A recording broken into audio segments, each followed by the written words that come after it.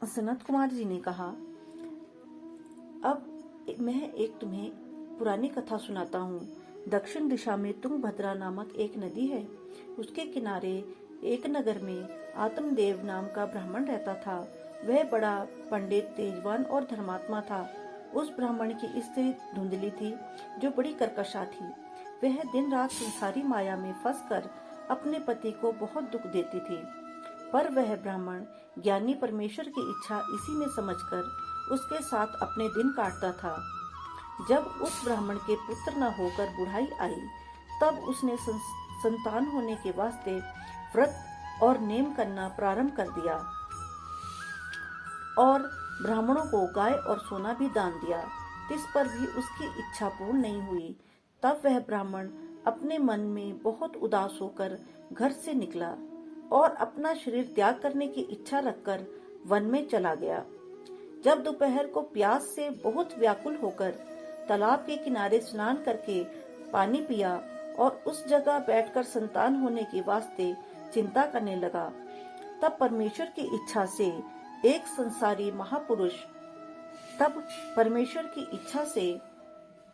एक सन्यासी महापुरुष उस तालाब पर आ पहुंचा। उस ब्राह्मण का तेज देखकर बड़े आदर भाव से अपने पास उसने बैठाया।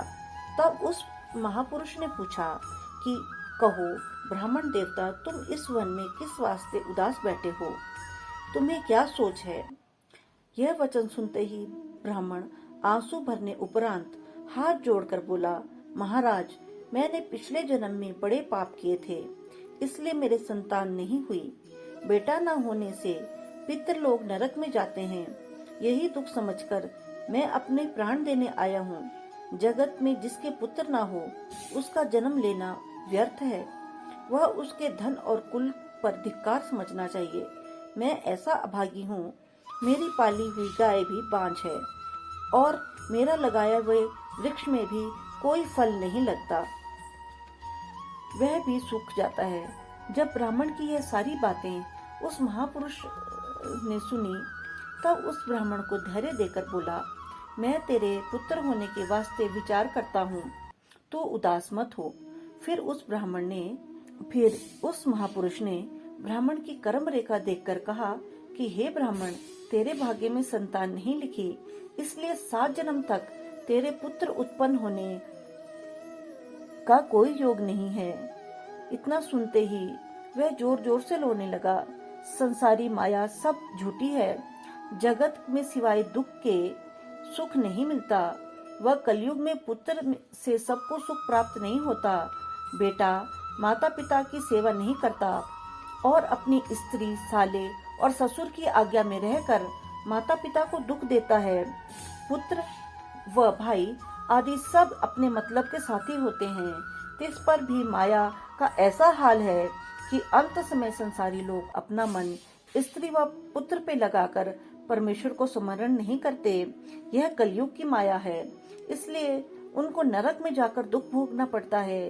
हे ब्राह्मण, तू पुत्र की इच्छा छोड़कर हरि चरणों का ध्यान कर, तो इससे तुझे बहुत सुख मिलेगा। यह बात सुनकर ब्राह्मण बोला, महाराज, मुझे पुत्र होने के सिवाय कुछ ध्यान और ज्ञान नहीं सूझता।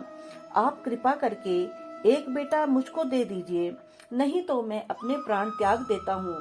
जब सन्यासी ने ब्राह्मण की यह दशा देखी, तब फिर से उसे समझाने लगा कि हे ब्राह्मण, संतान के वास्ते राजा चित्रकेतु ने 10,000 विवाह किए थे। यह बात सुनकर ब्राह्मण बोला, महाराज, मुझे पुत्र होने के सिवाय कुछ ध्यान व ज्ञान नहीं सूझता।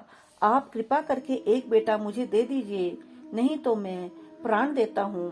जब सन्यासी ने ब्राह्मण की यह दशा देखी, तब फिर से उसे समझाकर कहा, हे ब्राह्मण, संतान के वास्ते राजा चित्रकेतु ने 10,000 विवाह किए थे, उस पर भी उसे बेटे का सुख प्राप्त नहीं हुआ। इसी तरह बहुत से राजाओं ने पुत्र की चाहना में मर गए और वे निष्फल हुए, इसलिए संतान की चिंता छोड़ दे। यह सुनकर ब्राह्मण ने कहा, आप जितनी बातें ज्ञान की कहते हैं, मेरे चित्त में नहीं धसती। दया करके कोई उपाय कीजिए जिससे मेरे पुत्र हो। इस तरह हठ देख सन्यासी ने उसे एक फल दिया और कहा, तू यह फल अपनी स्त्री को खिला दे, परमेश्वर की कृपा से तेरे पुत्र होगा। जब वह महापुरुष फल देकर किसी तरफ चला गया, तब आत्मदेव घर पहुंचने उपरांत वह फल अपनी स्त्री को देकर बोला कि इसे खाने से तेरा लड़का होगा।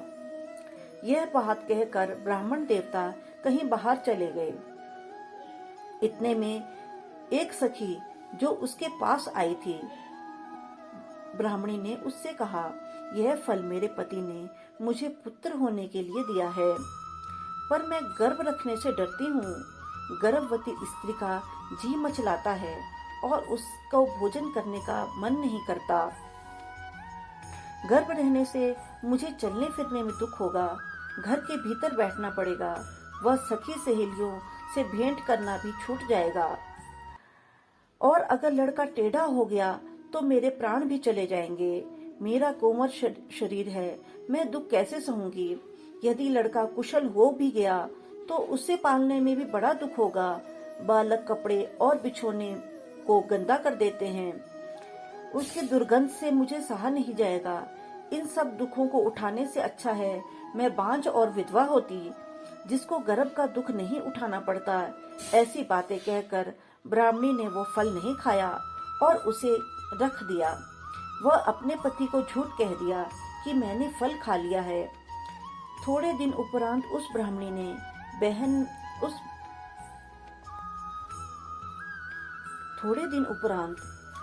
की बहन ने वहां आकर पूछा कि हे बहन, तुम इन दिनों बहुत दुबली और उदास मालूम होती हो, इसका क्या कारण है। तब उसने अपनी बहन से कहा, मेरे स्वामी ने मुझे एक फल लाकर दिया है जिससे मुझे पुत्र होगा। मैंने गर्भ रहने के दुख से वह फल नहीं खाया। वह अपने पति से फल खाने का झूठा हाल कह दिया है। वह गर्भ मेरे नहीं है, यह बात का उत्तर क्या दूंगी, इस कारण मैं दुखी हूँ। यह बात सुनकर उसकी बहन ने कहा, तू कुछ चिंता मत कर, मेरे 1 महीने का गर्भ है, सो तू अपने पति से कह दे कि मेरे गर्भ में लड़का है। मैं वह लड़का तुझे दे दूंगी और जब लड़का हो जाएगा तब तू मुझे प्रकट कर देना और मैं उसे दूध पिलाया करूंगी। इस बात की खबर तेरे पति को ना होगी, सो जो फल तेरा स्वामी लाया है तू उसे गाय को खिला दे। यह बात सुनते ही ब्राह्मणी ने प्रसन्न होकर वह फल गाय को दे दिया। वह अपनी बहन को आत्मदेव से छिपाकर अपने घर में रख लिया। जब 10वें महीने का बेटा हुआ तब ब्राह्मणी ने अपने पति से कह दिया कि मेरे लड़का हुआ है। यह हाल सुनते ही आत्मदेव ने मंगलाचार मनाकर ब्राह्मण याचकों को बहुत दान और दक्षिणा दी। ब्राह्मणी ने अपने पति से कहा, मेरे दूध नहीं उतरता, मेरी बहन के दूध होता है।